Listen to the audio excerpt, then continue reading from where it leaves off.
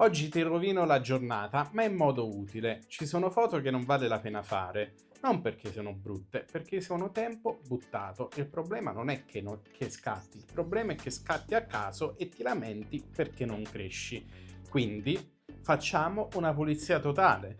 Ti do una lista chirurgica di foto inutili perché le fai e cosa fare al posto loro e alla fine un esercizio pratico per rivedere il tuo archivio e tagliare senza pietà le immagini inutili. Perché lo stile non nasce quando scatti, lo stile nasce quando selezioni. Ma prima di questo un breve intro e vi ricordo e vi invito di iscrivervi al canale. Per me è molto importante per far crescere questo progetto di Jovision e arrivare ad altre persone come voi per parlare di fotografia.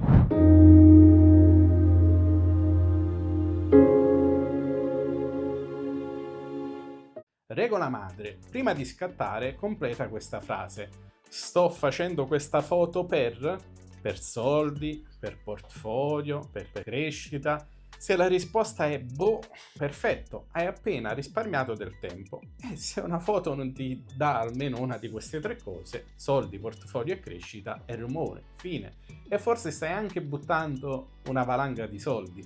Per anni ho fatto una cosa stupida, scattare per riempire. Avevo hard disk pieni e zero direzione. E sai qual è la parte peggiore? Mi sentivo produttivo, che stavo facendo qualcosa, che ero creativo. In realtà stavo solo evitando di scegliere. Quando ho iniziato a tagliare, il livello è salito subito. Non perché scattavo meglio, perché smettevo di tenere roba mediocre nel mio archivio. Hard disk pieno non significa talento, significa indecisione. Ok, ora andiamo di categorie, 7 per la precisione. La prima, la foto perché sì, quella che fai perché avevi una macchina in mano. Scatto e poi vediamo.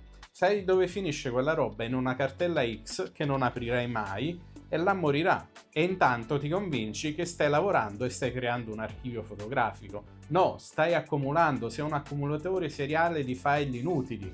Alternativa utile: prima di premere il pulsante, scegli cosa stai allenando. Luce, composizione, colore o una storia. Ne basta una di queste cose per ottenere un risultato importante. Perché se non sai cosa stai scattando, stai solo sprecando otturatore. E ti ricordo che l'otturatore, il cestino del tuo PC, non te lo ripaga. Come seconda, il copia e incolla. Trend, pose, preset, facce da social. Le fai perché funzionano. Sì, funziona per gli altri, perché per me no. Per te produce una cosa precisa, l'anonimato. Copiare all'inizio è normale, chi è che non l'ha fatto? Tutti abbiamo copiato grandi maestri o anche fotografi che si conoscevano per cercare di iniziare a sperimentare con la fotografia. Ma se dopo un po' fai ancora le stesse cose degli altri e non hai ispirazione, è praticamente pigrizia travestita. L'alternativa molto utile: copia l'idea, non la foto. E cambia almeno una di quelle cose che trovi nell'immagine, la luce, il punto di vista o il messaggio che vuoi dare. Se non cambi nulla, non è un omaggio, è una fotocopia di quell'immagine. Come terza, la tecnica senza anima. Foto perfetta, nitida, pulita, corretta, è morta. È alla foto che guardi e dici ok, e dopo 2 secondi te la sei già dimenticata. Perché? Perché stai scattando per essere giusto, non per essere vero. L'alternativa utile: inserisci frizione, una tensione, un contrasto, uno sguardo sporco, una luce più dura, un dettaglio che punge. Perché ricordati, la perfezione è sterile nella fotografia, mentre la vera fotografia deve essere mordente, deve attrarre chi la guarda. Quarta, tu davanti è cosa famosa, dietro. Tu davanti, monumento dietro. Tu davanti, tramonto dietro.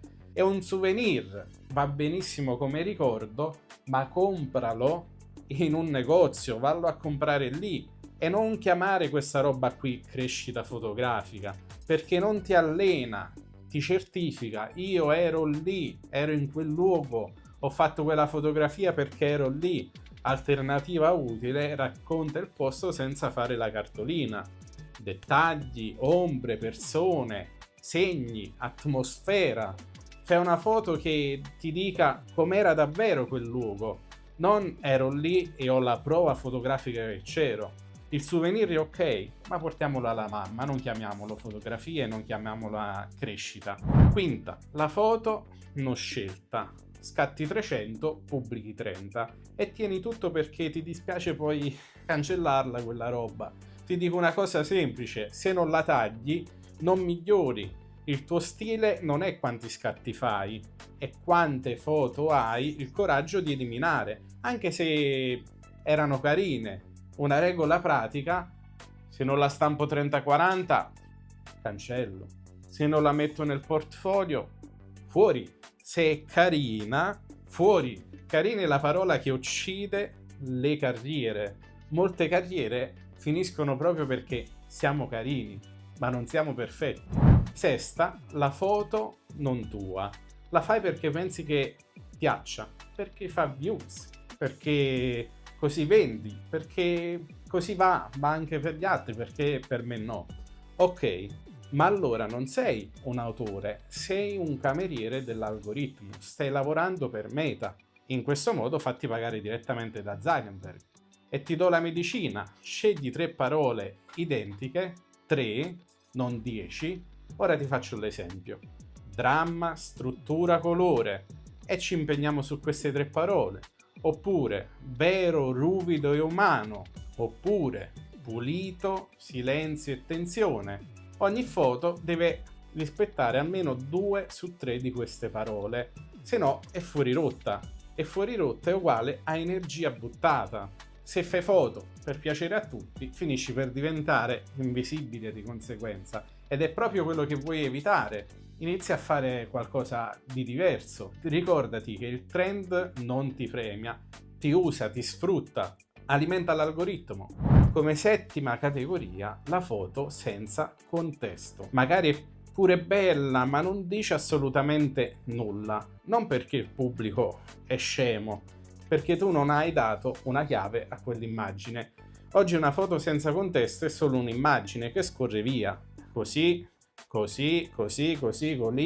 Alternativa utile: dargli un frame, una serie, un progetto, un titolo, una frase, una domanda.